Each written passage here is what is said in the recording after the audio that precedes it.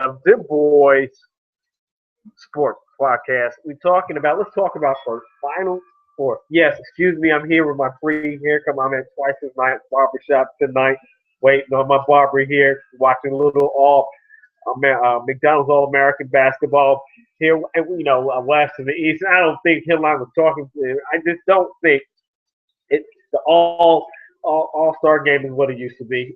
Just let me know. Leave a comment about it. I just don't think that McDonald's All American game is what it used to be. It's getting a little more over politicized. It's being more political in their picks, and some of the quality players are being left out. That's just my thought. Um, you have some preferred players versus the players, if you know what I mean. So we're here. We got the Final Four review, and we're going to go to the women's side first because there's something very interesting taking place over there. Let's talk about first on one side you have South Carolina and Notre Dame. This is going to be the tale of the guards. Who can contain guards? You have a guard by the name of Jewel Lloyd. She's dangerous. Then you have a young lady by the name of Miss Mitchell at the University of Carolina Lady Gamecock. So this game is going to come down to the guards. They don't have true posts, but they have people that make post plays, and that's what you find interesting. And so you have a legendary Hall of Famer coaching Dawn Staley and McGraw, and you can't leave out McGraw on the other side. Coach Notre Dame, she is intense, much tenacity, but both of them are just playing to make a date with University of Connecticut, but don't count Maryland Lady Terps out because they're tough, they're feisty. Coach Freed, she has the tenacity for defense, ferocious, but I don't know. The closest I played it close, had a close end up, I guess, 20 points a Dayton. The Dayton Flyers gave a valiant effort. Again, but here's everyone say Stewart, Stewart, Stewart, but it's not Stewart. It's Mosquita Lewis. She's a post and she can shoot the threes. Everybody say Stewart, Stewart, but you forgot it's very hard when you have a post player that can step out, shoot it, and drive, and then post you up. Everyone has overlooked this and said Stewart, Stewart, Stewart. I understand they probably tried to bump her draft pick and all that good stuff. We're not going to talk about the political stuff, but I'm very big on the political positions because sometimes, a lot of times, in these sports, what happens is the people that work hard and deserve more credit get left out because they're not flashy, they're not the name, and they're not the preferred name. They're not the commentators preferred. They're not the color announcers preferred. They don't have the nod from the powers may be. So people overlook them. They overlook what jails the team. That's all I'm saying. You need to think about it. People get on these bandwagons, but you need to look at the pieces that really make your favorite team the team. And a lot of times, it's not that all-star player, but it's the pieces around them that makes that all-star player looks good. Just think about it. Okay, just think about it. You can go down your list from NBA to NCAA, men and women. We won't talk about that right now, but I'll move on. The Final Four, men's Final Four. As we're here at Twice as Night Barbershop on 21st and Hillside. Yes, I had to show appearance because don't I need a haircut? Yes, I do. I had to get a session in. Okay, so this is what we're going to talk about in men's Final Four. The Duke and Michigan State game. Well, who are these kids from Michigan State? It doesn't even look like there's every team right now, right? Except Michigan State looks like they have an NBA draft pick. What about Michigan State? It might have an NBA draft pick after the Final Four, but no one from their team was on the radar for the NBA. So that shows you how team ball is still successful in the 21st century. Team ball, defense, rebounding, they work hard on the board, right? And they grind you out for 40 minutes. Okay? And it's just tough. Tom Izzo basketball. Okay? One of the leaders is Trice. He hit free throws against Louisville. Did anybody expect that? No. Did you expect this young man at that young age on a platform like that to do that? No. But you know what? Effective coaches develop what? Effective players. That's why they're in the Final Four, because you can handle the pressure, right? You can handle the big time. You can handle when your name is called out, when your number is called. What happens? You're ready to step up and make the play. There's a quote that says, great shooters have a team obligation to be in the gym more than anybody else. Do you know that? So, and that's just great players. You have an obligation to be, because guess why? The team is going to get the ball to you more, have trust, and rely on trust them more. Not because they want to score the points, because your team trusts. Everyone overlooks that. Somebody that has established himself as a great shooter or effective shooter, what is your team going to do? Trust you to do your job. So that's why great shooters have an obligation to be what? In the gym more. Because there's a responsibility. Guess what? It is not fair. But I guarantee you, if that shooter's in the gym more, I guarantee you it's going to cause some other teammates out to get in there and to work hard in their game as well. I have Duke, Okafor, and Michigan State. Michigan State's big are faster than Okafor. So the thing is, if you can stretch the court out and get him running up and down, then you can take him out, have to sit out more. The Michigan State has a possibility to win. My thing is that everybody's saying Okafor is bigger than their post, but guess what? Michigan State likes to play physical basketball. And I'm sure Tom Izzo is willing to throw out as many bodies and use as many fouls. So the thing is, can he take the physicality or the wear and tear get to it? Guard play is about even. Remember, Duke has streaky shooters. Okay? Michigan State has guards that they can count on. That's the big difference there. So this year, you look at me, yes, again, I think we look at another Duke cupcake bracket kind of sort of, right? Those first two rounds for Duke were cupcakes. Let's admit it. Compared to what it took for Michigan State and Wisconsin to get here. Come on. And even in Kentucky. So the thing is, now I like the political position to this because by the time teams get to the Final Four, the selection committee and say these other teams are worn out, and now Duke, what? Waltzes his way into the championship. For some reason, Coach K and Duke, they're still America's favorite quality cat. People try to deny that. He just has to think. I just want to know, when do we see this Coach K era end? Because I'm so tired of the guard dogs of the old-fashioned basketball, and this is the way the West was won. I'm just tired of that mentality. Take the John Wayne and go to the Turner Classic movie channel stuff. And let's move on to the 21st century and play basketball the way these athletes play it today. They're bigger, they're better, they're faster, they're stronger. There's different offensive schemes that you need for that. They'll hold it down. Don't get me wrong, he's a great coach, but to me, you're giving too much credit for anything else. Another great coach, let's talk about coaches.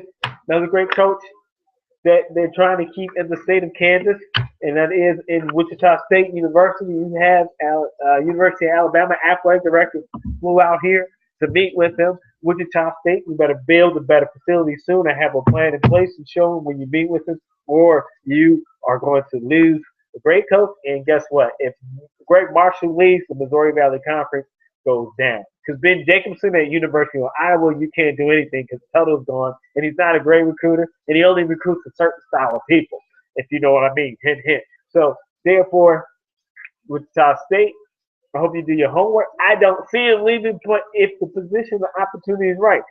If I was Marshall, I wouldn't go to a school that's primarily football.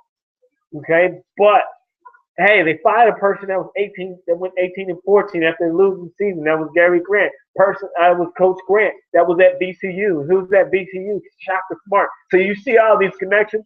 And so Shaka Smart might what? Look into Texas. Now Wichita State is open. With Shaka Smart come here? No, he wouldn't do that because that would be a lateral move. That would be equal move. He's probably making even more at VCU than he is. Because I see the facility. I used to coach high school basketball in Virginia with that Siegel Center. It's just about the same to Coke Arena. So, therefore, that will be an equal move.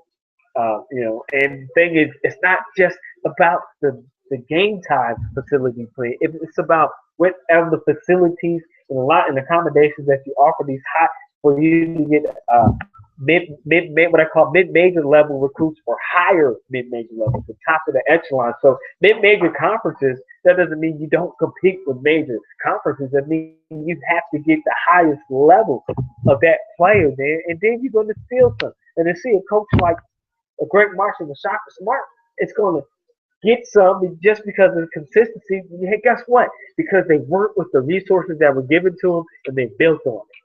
And that is what's being left out. And now you're seeing more probes and allegations.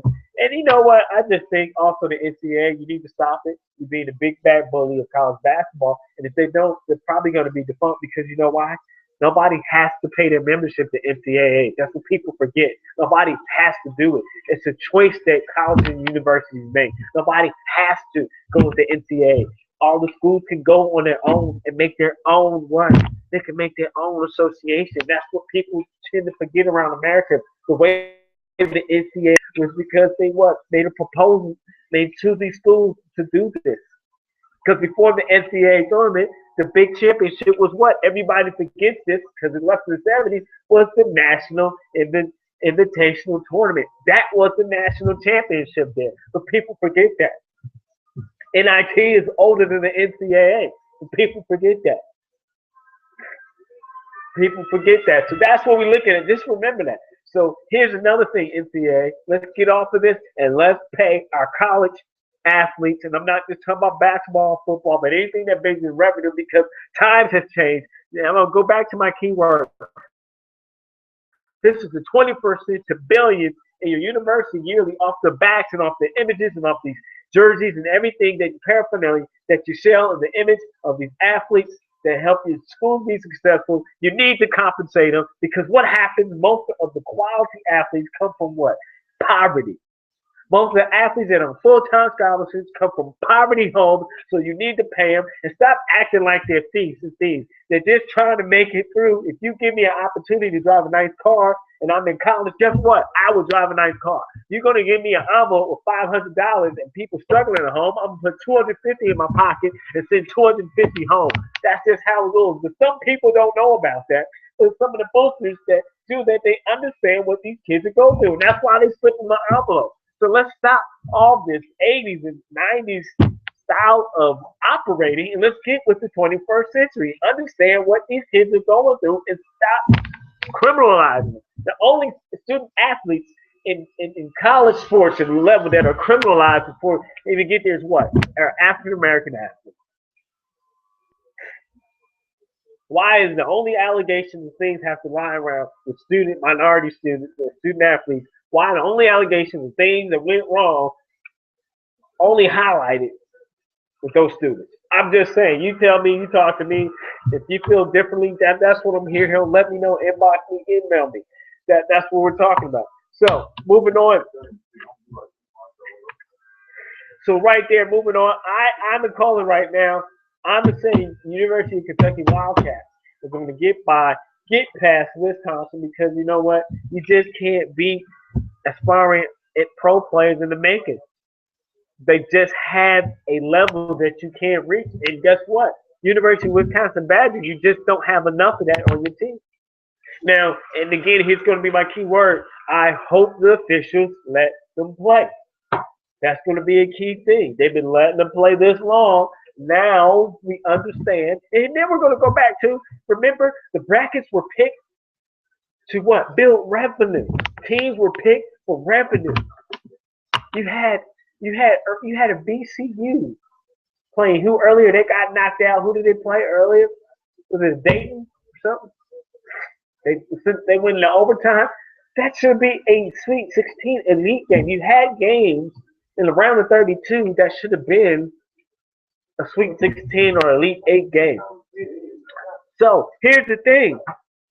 What's gonna build more revenue? University of Kentucky and Duke or Wisconsin and Duke?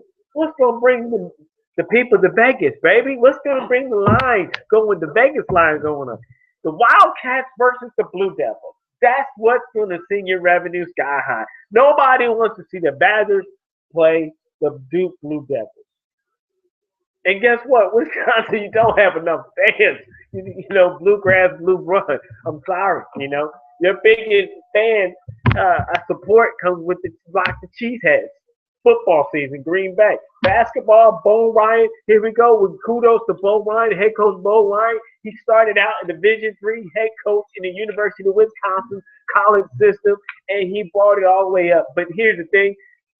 Get your last laps now, Bo, because your style of coaching is coming to a head. You've done all you can do. You've recruited the type of players that you wanted and to keep it the status quo that you wanted to keep it. But what all good things must come to an end, bro. So, Bo Ryan, if you don't get it now, you better start contemplating your hobbies. You better start thinking about your hobbies. So I know that's rough and that's cruel, but I'm not here to be politically correct. I don't get paid to do this. I'm just here to tell the truth the way I see it, the way you feel most of the time, but you just don't want to share it with somebody. So there you have. I have University of Connecticut, University of Kentucky Wildcats and Duke Blue Devils going into the men's Final Four. I'm going to plus the tickets. I'm going to say that it's going to be South Carolina and University of Connecticut women for a rematch. Remember, University of South Carolina women got embarrassed by University of Connecticut, and so we know that on the women's side, politically, that they set it up this way. So here you go.